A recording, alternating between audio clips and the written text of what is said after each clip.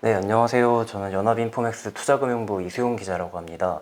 최근 좀 증시에서 ETF가 좀 많이 화두가 되고 있는데요. 그래서 이제 자산운용사에서 실제로 ETF를 좀 담당하시는 분들을 모셔보고 이야기를 나눠보자 이렇게 인터뷰 자리를 마련했습니다. 네, 안녕하십니까. 저 삼성자산에서 ETF 컨설팅 본부를 맡고 있는 최창규 본부장입니다. 좀 올해도 뭐 액티브 ETF도 좀 주식형 액티브 ETF도 나오고 또 네. 좀 테마형 ETF도 좀 많이 상장이 됐는데 네.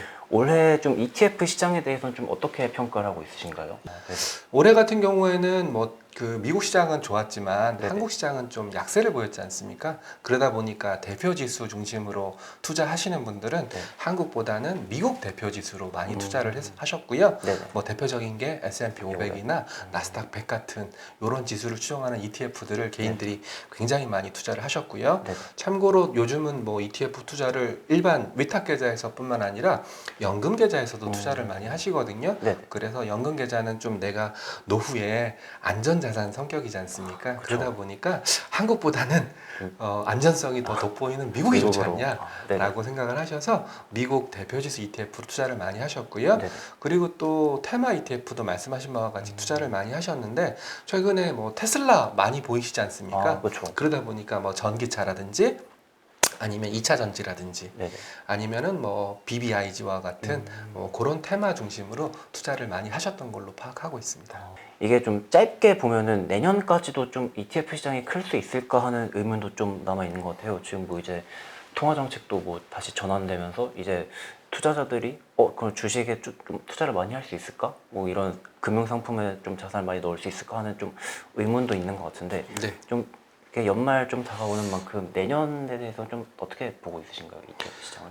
일단은 그 ETF의 주요 섹터 또는 커버리지가 주식에 기초한 ETF들이 아무래도 좀 많습니다. 그래서 그 말을 되짚어 보면은 내년에도 주식 시장이 좋을 수 있냐? 저는 뭐 포카와도 많이 비교하는데 내가 많이 먹었으면 또 크게 배팅할 수 있지 않습니까? 그렇죠. 근데 내가 만약에 올인 직전이다. 그러면은 배팅을 하기가 굉장히 그렇죠. 껄끄러울 수밖에 없지 않습니까? 지금 뭐 코스피가 뭐 3,000선을 하회한 후에 좀 약세를 보이고 있고요. 그리고 뭐 미국 같은 경우에는 테이퍼링 이슈라든지 이런 것들이 있고요. 중국 같은 경우에는 또 규제 리스크가 굉장히 크지 않습니까? 그렇죠. 헝다 리스크는 아마 아실 텐데요. 또 판타지아라는 그룹이 또 네. 디폴트 리스크가 있다라는 뉴스가 돌면서 굉장히 지금은 긍정적인 뉴스보다 부정적인 뉴스들이 좀 많은 상황입니다. 네네. 그러다 보니 아직 뭐 지금 이제 10월이기 때문에 뭐 내년 전망을 속단하기는 좀 어렵지만 올해보다 부정적인 요인이 더 많은 시점이기 때문에 저는 뭐 주식 기반의 ETF 시장이 내년에 커질 거다라고 생각하지는 않습니다. 네네. 대신에 한 가지 좀 긍정적인 부분이 있는데요. 뭐 저희는 어떻게 생각하고 있냐면 연금 시장을 좀 초점을 맞추고 있습니다. 네네. 연금 시장 뭐 특히 뭐 퇴직연금이나 IRP 같은 연금 시장 특히 뭐 개인연금 시장은 커지고 있는 게 사실이거든요. 네네. 그리고 또 연금에서 ETF를 매매할 때는 뭐니 해도 절세 효과가 가장 큽니다. 그렇죠. 그렇기 때문에 뭐 주식 시장은 그렇게 뭐 긍정적인 뉴스보다는 부정적인 뉴스가 많기 때문에 주식을 여기서 뭐 주가 수익을 노리고 ETF를 다이나믹하게 매매하시는 고객님들은 좀 올해보다는 좀 줄어들지 않을까 이렇게 생각하고 있지만 네네. 연금을 기반으로 한 안정적인 투자 또는 뭐 약간 뭐 은행 예금보다는 좀 더 높은 수익을 기대하는 투자자들이 늘어나고 있기 때문에 연금 쪽에서 ETF 시장의 외연 확장을 기여하지 않을까 저는 그렇게 좀 생각하고 있습니다. 좀 그만큼 이제 뭐 연금에서 그 국민들 연금 자산 증식을 위해서 좀 ETF를 통한 뭐 포트폴리오 관리, 자산 관리 이런 측면도 좀 중요해지고 있는데 삼성운용에서는 이런 걸 좀 어떻게 대응을 하고 있으신가요? 아직까지 뭐 저희가 어떤 솔루션을 제공하고 있진 않지만 제가 이제 이 컨설팅 본부를 맡고 있어서 뭐 한 333 법칙을 좀 많이 얘기를 하고 있는데요. 대표 지수 ETF의 30% 정도를 투자하고요. 그리고 인컴 소위 말하는 월세라고 불리우는 인컴이 발생하는 ETF의 30% 그리고 앞서 질문 주셨던 테마 ETF 왜냐하면 내년에도 뭐 제 이제 인터뷰를 보시면 느낌이 오시겠지만 내년에 대표 지수는 좀 재미가 없을 것 같다. 네네. 그 말인즉슨 또 테마 중심으로 사람들이 왔다리 갔다리 네. 왔다리 갔다리 할 수 있다라는 뜻입니다. 네네. 그래서 좀 테마는 3분의 1 이렇게 333 법칙으로 연금 투자하시는 게 좋지 않냐. 네. 이렇게 개인적으로 좀 생각을 하고 있고요. 대표 지수는 뭐 잘 아시는 뭐 코스피 200과 관련된 ETF라든지 네. S&P 500과 관련된 ETF라든지 이런 쪽으로 투자를 하시면 되고요. 네네. 인컴은 뭐 소위 말하는 고배당 ETF 아니면 리츠 ETF. 네네. 뭐 리츠도 지역마다 다 다릅니다. 뭐 예를 들어 호주 리츠, 미국 그렇구나. 리츠, 일본 리츠, 싱가포르 리츠 이런 식으로 네네. 지역마다 다르고요. 또 리츠도 섹터가 있습니다. 뭐 우리가 보통 리츠 하면은 오피스, 사무공간에서 월세 받는 그런 느낌만 생각하실 텐데요. 네네. 창고도 있고요. 그리고 데이터 센터도 그쵸. 있고요. 미국 같은 경우에는 우리 통신탑들 어. 네, 이런 것도 리츠로 분류를 하고 있습니다. 여기서는 인컴이 확실히 발생하기 때문에 네네. 그런 그 인컴 ETF 쪽으로 관심을 가지시고요. 마지막으로 테마 ETF는 저는 테마를 뭐 보통 테마 그러면은 야 뭐 정치인 누구 테마 이런 식으로 생각하는데 절대 그건 아니고요. 네네. 지금은 테마지만 언젠가는 섹터로 음. 업종으로 분류될 수 있는 네네. 메가 트렌드라고 얘기를 좀 많이 하고 있습니다. 네네. 자, 저는 이런 예를 들어 드리는데요. 저도 최근에 심각하게 고민했던 게 전기차로 바꿔야 되냐. 네네. 이런 것들을 심각하게 고민한 적이 있었습니다. 그 말인즉슨 지금 자동차 업종 그러면은 뭐 엔진 기반의 아니면 화석연료 기반의 그런 자동차들을 생각하시겠지만 그쵸. 내년, 내후년 되면 자동차 ETF 그러면은 아마 전기차가 들어올 거거든요. 네네. 그래서 지금은 테마지만 이게 메가 트렌드로 바뀔 수 있는 네네. 뭐 그런 것들을 저는 테마라고 분류를 하고요. 네. 그런 것들을 뭐 좀 심각하게 고민을 하셔서 네네. 나머지 3분의 1을 담는 그런 전략이 좋지 않냐. 음. 저는 이렇게 좀 생각을 하고 있고요. 테마라는 것은 가장 걱정되는 게 저희도 여기 와서 상품을 만들다 보니까 네네. 휘발성입니다. 소멸성.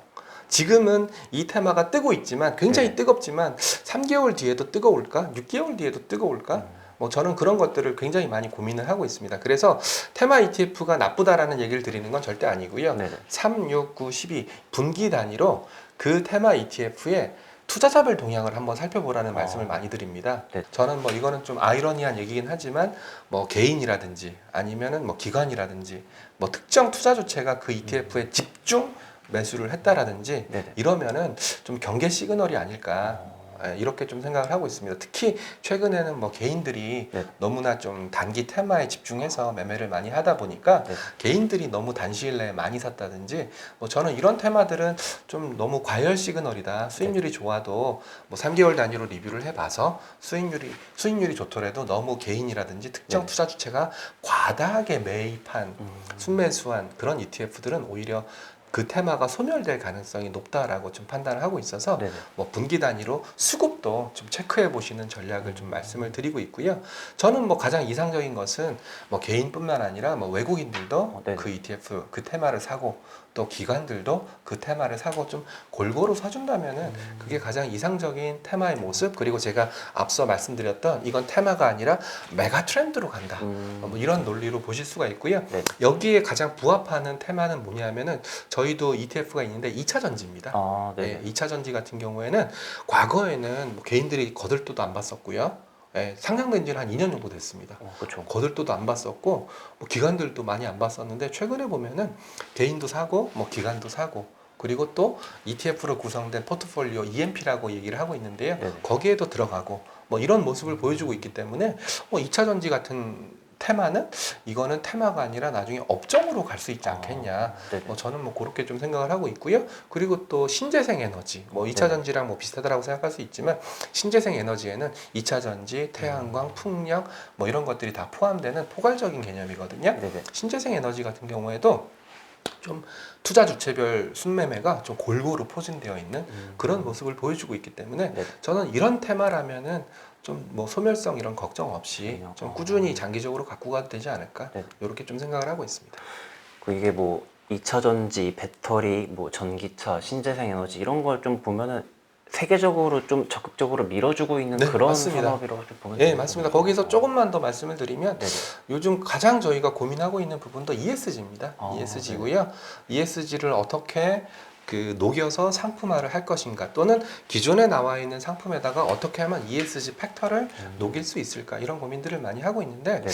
일단은 사람들이 가장 많이 접하는 부분이 ESG 중에서 이 환경이더라고요. 네네. 가장 쉽게 접할 수 있는 ESG는 이 탄소를 줄이는 네. 그런 노력 또는 이 탄소를 배출할 수 있는 쿼터를 거래할 수 있는 탄소 배출권 시장 뭐 이런 쪽으로 먼저 눈을 돌리셔가지고 네네. 뭐 그런 상품들도 아마 계속적으로 출시가 될 거예요. 참고로 탄소 배출권 선물 ETF는 지난주에 출시를 했고요. 좀 있으면 또 이제 탄소를 줄이려고 하는 노력 탄소 절감이라고 부르는데 네네. 저희는 기후 중립이라고 부르거든요. 네네. 기후 중립과 관련된 ETF들도 꾸준히 상장을 할 테니까 네네. 그런 것, 뭐 지금은 일종의 뭐 ESG 테마겠죠. 테마지만 그런 것들은 트렌드 또는 메가 트렌드로 바뀔 수 있는 거니까 네네. 뭐 그런 것들을 좀 장기적으로 투자해 보시는 게 어떨까 그렇게 좀 생각을 하고 있습니다. 그리고 만약에 본부장님께서 네. 뭐 ETF를 연금을 투자하실 때 한 3-4개 정도 ETF를 가져간다 하시면 좀 들고 갈 만한 건 어떤 게?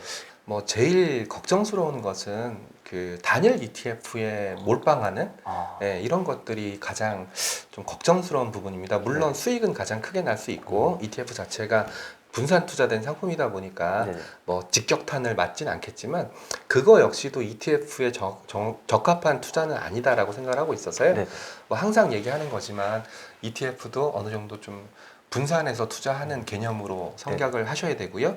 그리고 뭐 주식 관련된 ETF는 워낙 많이 아실 테니까 좀 채권 관련된 ETF라든지 네. 대체 투자 관련된 ETF들도 좀 공부를 하실 필요가 있다라고 생각을 좀 하고 있습니다. 실제로 뭐 인플레이션, 물가가 상승한다는 거죠. 그래서 막 공부를 해보니까 미국 같은 경우에는 또 물가 연동 그 채권 ETF들이 좀 많이 상장되어 있더라고요. 네네. 네, 그래서 그런 채권 ETF 쪽도 공부하실 필요가 있다라고 생각을 하고 있고요. 그리고 대체 투자, 뭐 소위 말하는 커머더티나 뭐 이런 쪽 ETF들도 생각보다 굉장히 다양하게 있습니다. 네. 그래서 만약에 물가가 오른다라고 생각했을 때는 뭐 실물 자산, 물가를 해지하기 위한 실물 자산에 대한 수요가 늘어날 수밖에 없고, 그러면 실물 자산의 그런 물가 해지 수요라고 할 수 있는 뭐 골드라든지 뭐 실버라든지 이런 귀금속 ETF들도 뜰 수 있다라는 생각을 하거든요. 말씀드린 것처럼 어떤 특정 ETF, 뭐 주식과 관련된 ETF라든지 특정 지역이라든지 특정 테마라든지 이런 거에 집중하는 투자는 절대 바람직하지 않다라고 생각을 하고 있고요. 네네.